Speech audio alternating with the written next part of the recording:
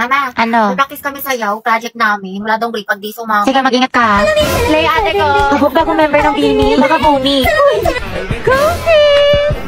Gilid mo pati na onte. Ayan! Ayaw kong maniwala. Ayaw kong maniwala! Ma, gagawa lang po kami research, ha? Sige, galingan nyo. Opo.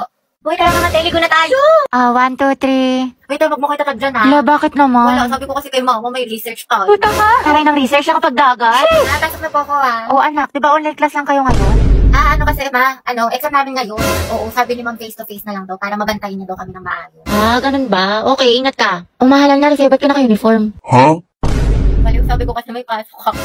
Ano tayo kakain? Aalis muna ako, ha? Birthday kasi ng friend ko. Ba't parang every week na lang birthday ng kaibigan Kasi mo? ano pa, yung last time si Clarice. Tapos si Hetty. Tapos yun naman si Agatha. Pero okay tayo mga be. G. Oo nga, tsaka sleep over kayo sa amin. Kasi kung mga te, alam niyo naman kutang-kuta na ako kala mama. Wala na akong maisip na rason. Tsaka ano ba kayo? Ano ba yan? Never akong pinapayagan sa mga sleepover. Di ko naranasan yan. Dali na, Gabi. Sumama ka na.